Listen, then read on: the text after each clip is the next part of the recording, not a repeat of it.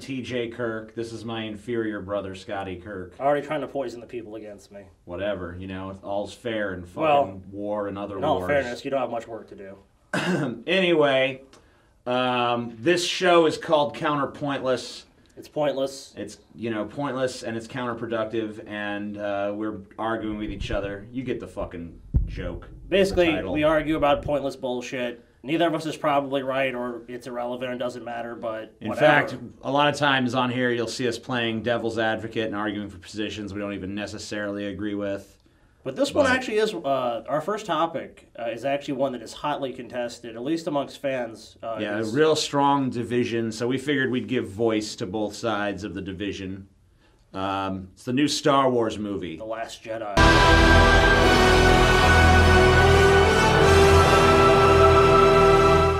Is it a steaming pile of shit? Or does it have some sort of merit? Is it even maybe in fact good? Is it a brilliant masterpiece? Scotty is here to argue that it's good. I'm here to argue that it fucking sucks.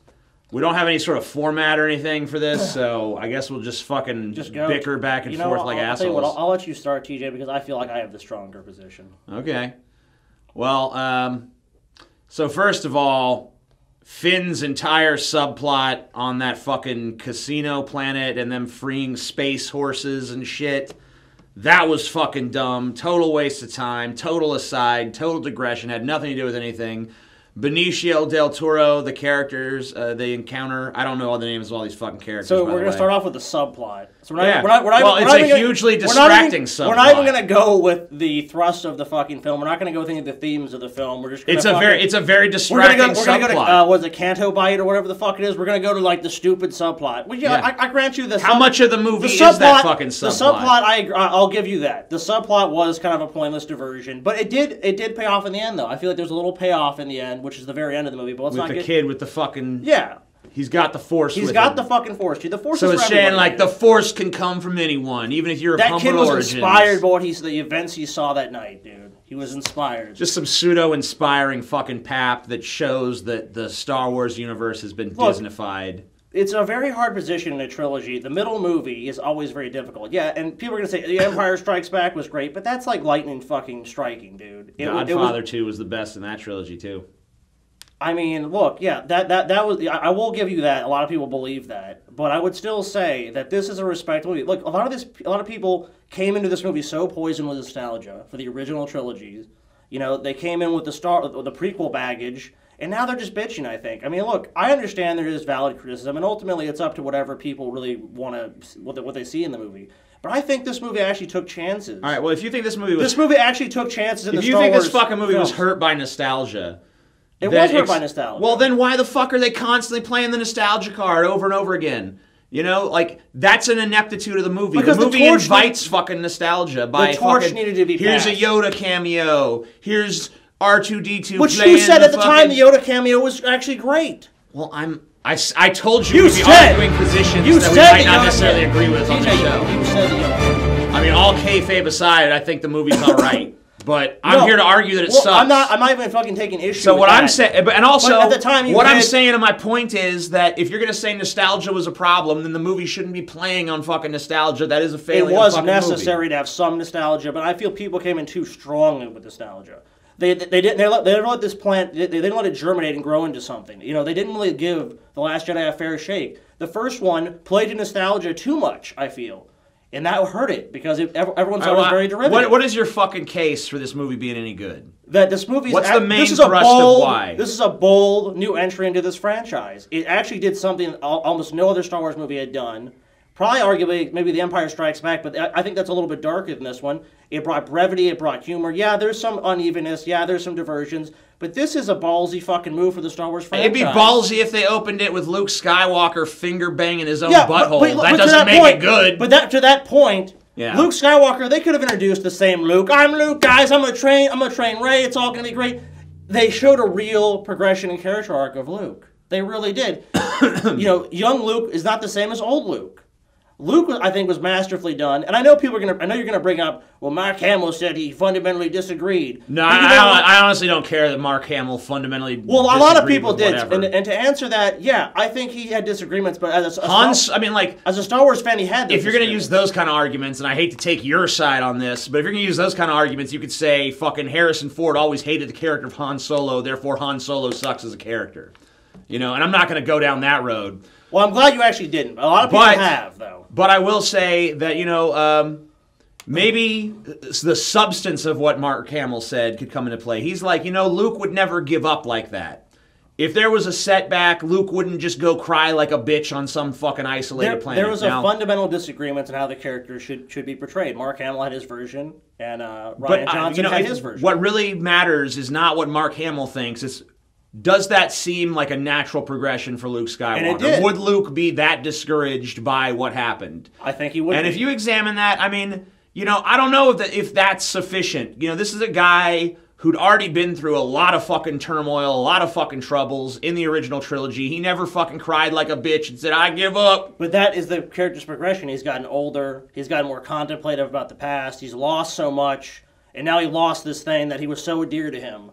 And now he's just given up. He's given up on the Force. Well, let's talk about all right, so fine. I'll grant you that Luke is probably the most compelling character in the movie. But isn't that kind of a fucking problem for this fucking movie? Is that the lead, Rey, Daisy Ridley, I think her name is, no charisma, no sort of character development. And you know what? I was willing to overlook it in the first movie because Luke was kind of a fucking vanilla character in the first movie too. It took a few movies for him to really hit his stride until he kind of becomes like a cool, sort of dark, flirting with the dark side motherfucker by the Return of the Jedi.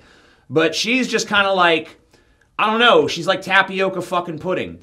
And it seems like these movies, the first one is like, hey, we got Han Solo. This one's like, hey, we got Luke Skywalker. I mean, what's the next going to be? Hey, we got Lando Calrissian? I don't know. We got something. You need a strong foundation to build to something new. And I think that these two movies provided the I foundation. didn't see them building nothing. They have built something wonderful. What have they built? What have they built? They're building towards a movie with basically that there's no nostalgia really besides just the people who love the Star Wars universe. Those people are going to come into a totally... The third movie is going to be totally different. It's going to blow people away. And these movies were necessary. You had, it's kind of out with the old and in with the new. And this sounds like exactly like the motherfuckers back in the day that said Revenge of the Sith was going to redeem the prequel trilogy. And Revenge of the Sith, most people feel is the best prequel. I'll give it, it's the best, but that's such a low fucking bar, and it certainly didn't redeem the dog shit that came before it. I mean, look, if they're building something new, it's not redeeming it to you. Look, in the prequel's case, yeah, I can see that argument, but in this case, it's not redeeming anything. This was overall, it was uneven, but it was a good film. I understand your position. Oh, but look, okay, if it's building something, then why wasn't there more character development? Like Kylo Ren, like his but you hated the character development. They went to the casino planet. Yeah. You hate that part. You hate that. Oh, it's awful. But what did that develop? What did that develop? As you told me, you actually loved that part. Yeah, a lot of that shit was shit. I'll give you that. The casino part was the weakest part of the film. A lot of it could have been done away with. I totally actually agree with that point, even as someone defending it. But I think you got to see an interesting side to a villain in Star Wars we hadn't seen before. I agree that was an interesting character, but he was barely fucking in it. He was barely utilized. They finally created an original character that I resonate with on some level. I think enough. I feel like, I understand. But that's maybe, setting, like I said, it's setting it up. You have to set things up. Just like, look, the Marvel Cinematic Universe had set it up things for so long to get to Okay, Thanos. Look, in the first movie. That's what they're doing. Hold on. First movie. Finn's a cowardly fucking dumbass, but then he finds his heart and goes on. The next movie, he starts off a cowardly dumbass again, but then he finds his heart again. Fucking Rey, boring bitch in the first movie, boring overpowered bitch in the second movie as well. Kylo Ren, he's confused, he doesn't know where he's at. Look, and then the next movie, he's still there, and a lot of it's because. Usually Star Wars movies have some time in between them. This one literally picks up where the last one left off. Look, I'm going to answer back about, first off, I guess you're attacking the characters. You're attacking the character of Rey. It's Rey in the first one. Yeah, maybe a little Mary Sue-ish, but in this one, I mean, a lot of the stuff has just been thrust onto her. And I feel like this is more of the writers' problem, as far as like the charisma of the character, it's more of the writers. And like that's what I said. Like part of these scripts are weak, and I feel she was not written as well as she could have been. And I feel the director kind of cheated Rey as a character, and I think that's the main problem with Rey. I don't think the performance is why. I'm not even really criticizing. I blame Disney. I blame Disney for making her too sterile as a character. But that's still a problem in the movie. That's still. I would say it's a problem, but I say it's passable enough where it doesn't sink this film. My problem is that everything that you're like, it's like you said, it's all being put on her. It's all being put on her. But who is she? Everything about her character development is like external things happen to me. She's always acted upon. She never takes action of her own, and when she does, it doesn't make any sense. And it's almost like there's this weird parallel, and I guess you could almost say maybe this is intentional. There's this mirroring effect between her and Kylo Ren, where Kylo Ren is like, I want so bad to be Darth Vader. And she's like, I want so bad to be Luke Skywalker. So that's why she wants to go redeem him to prove that she's as good as Luke. And he's trying to prove that he's as good as Darth Vader. And it's like, I understand that makes sense maybe in the context of their cinematic universe, why they're motivated by that. But it kind of just draws your attention to the fact that, hey, that's not Darth Vader. Hey, she's not Luke Skywalker. Why can't these characters stand on their fucking own? Why do they have to be aspiring to be some other character that we already like better? The nostalgia comparison is what I'm saying hurts this film, because I feel like no matter what you're going to do... Once again, they invite it. Yeah. They invite it to some degree, but the fans have a lot of baggage they bring in, expecting this to equal a trilogy that's been out for 40 fucking years. You know, like 1977, you've had people who've just loved this shit for years and years and years, and they come in, and I think in a way, you're fighting a losing battle because you're not going to please everybody. And I think this is what the Star Wars movie recognized. They recognize you cannot please everybody, but just try to make the best Star Wars film you possibly can. I think that's what they did, considering, you know, the climate, the filmmaking climate we have. You know, I mean, like putting Rey as a character, I feel like there's an impossible burden placed upon the filmmakers where they have to make Rey this perfect sterile character. I feel like that's what that is what they're almost forced to do. And but look, I'm not talking about the reasons why internally in the filmmaking process these things happen. What I'm talking about is the final fucking result of the film. The final result, I don't think her performance sinks the film. I really don't. I think if you're going to argue anything, I think it's the unevenness of the plot. I don't think it's really the characters themselves. I feel like here's my main criticisms. I feel like the characters are not properly developed. I feel like there was a subplot that distracted from the movie that went nowhere. I feel like the movie relied way too heavily on nostalgia. And I feel like, I guess those are my three main points. I mean, I think I've answered most of your points. I think the main thing that I would present forward is that, look, this movie took a chance. Whether you like it or not, this movie actually did something different for the Star Wars universe. I mean, I know there's no way to please everybody, but I really feel that at the end of the day, the totality of this product, I mean, and there's so many things we can point to I think people that have loved, like the throne room scene, and I think a lot of people really did connect in the end, like, you know, Luke walks out of the fucking base, the lone fucking warrior, almost reminiscent of, like, Akira Kurosawa's Ren as he leaves the burning temple, you know what I mean, or his burning fortress. You know, there was great cinematography in this film. I feel there's a lot of inspiring moments. Yeah, there's unevenness in the film, but I think overall a lot of people walked out, and the bar was just set too high, and I think that time will actually be favorable to this movie. I will give you that a lot of the fucking scenes from that movie have stuck in my mind and do strike me as great scenes in and of themselves. I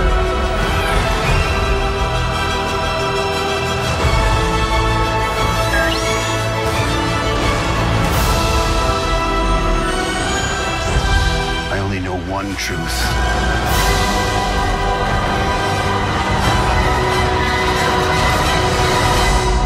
It's time for the Jedi.